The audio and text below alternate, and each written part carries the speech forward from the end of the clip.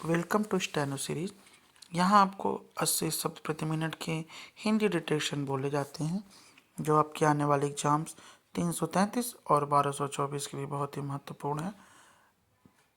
Dictation अच्छी लगे तो उसे लाइक करें और चैनल को हमारे सब्सक्राइब करें, जिससे आपको रोज़ नए डिक्टेशन मिलते रहें। डिक्टेशन स्टार्ट होगा 5 सेकंड बाद। स्टार्ट। बीते 36 साल में बांग्लादेश में पहली बार कोई पुरुष प्रधानमंत्री बन सकता है।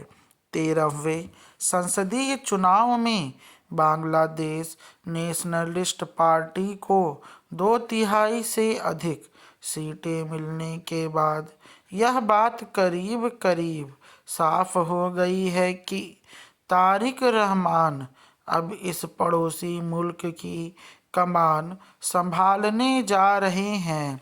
यह चुनावी नतीजा अपेक्षित ही था, क्योंकि अवामी लीग पर प्रतिबंध के बाद बीएनपी के लिए मैदान खाली हो गया था। जमाते इस्लामी जरूर कड़ी टक्कर देने का दावा कर रही थी, मगर उसके दावे की बुनियाद कमज़ोर थी। हाँ, उसे अपने अब तक के इतिहास में सबसे अधिक सीटें जरूर मिली हैं, लेकिन इसका कारण भी अवामी लीग का प्रतिबंधित होना ही है। पैराग्राफ। इस चुनाव के साथ मतदाताओं के बीच जनमत संग्रह भी करवाया गया था।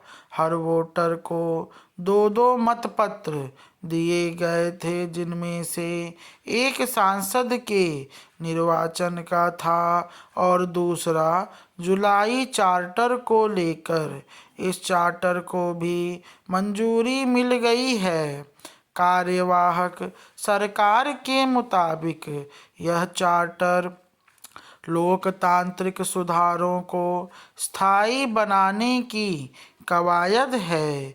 इसमें कुल 84 प्रस्ताव दिए गए हैं, जिनमें प्रधानमंत्री के लिए अधिकतम 2 कार्यकाल 10 साल, हमारी राज्यसभा जैसे ऊपर सदन के गठन, राष्ट्रपति के अधिकार बढ़ाने, अदालत को राजनीतिक प्रभाव से बचाने जैसी सिफारिशें खासा महत्वपूर्ण हैं। हालांकि बीएनपी की बम्पर जीत और जनमत संग्रह पर मंजूरी के बाद भी दावे के साथ नहीं कहा जा सकता कि बांग्लादेश की समस्याओं का समाधान निकल जाएगा।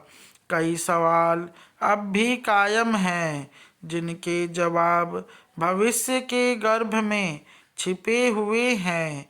सबसे पहला सवाल तो मुख्य सलाहकार मोहम्मद यूनुस से ही जुड़ा है। अब उनका क्या होगा? पिछले 1.5 साल से वह जमाते इस्लामी के इशारे पर सरकार चला रहे थे। यह वह सरकार थी जिसे पर्दे के पीछे अमेरिका का समर्थन हासिल था। यहाँ तक कि उनके कई सलाहकार बांग्लादेशी मूल के होने के बावजूद अमेरिकी नागरिक थे। इतना ही नहीं, मोहम्मद यूनुस ने भारत के साथ दूरी बरतने व पाकिस्तान के करीब जाने का दांव खेला था, जिसके कारण नई दिल्ली और ढाका के रिश्ते अपने निम्नतर स्तर पर पहुंच गए थे। पैराग्राफ। मोहम्मद यूनुस जरूर नोबेल विजेता हैं, लेकिन बतौर मुख्य सलाहकार वह बहुत सफल नहीं रहे।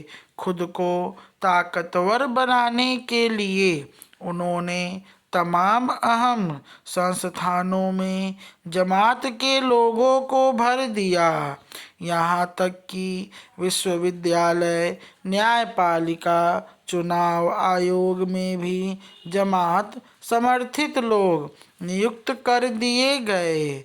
ऐसे में माना यही जा रहा है कि सत्ता में बने रहने का अघोषित समझौता करने के बाद ही उन्होंने आम चुनाव की ओर कदम बढ़ाए थे। कयास है कि वह अब राष्ट्रपति का पद संभाल सकते हैं। स्टॉप। ये शब्द 434 शब्द का डिक्टेशन था, जो कि आप समझिए कि 83 या 84 शब्द प्रति मिनट की स्पीड से बोला गया है, जो आपके डिक्टेशन को, आपकी स्पीड को बढ़ाने के लिए ज़रूरी है।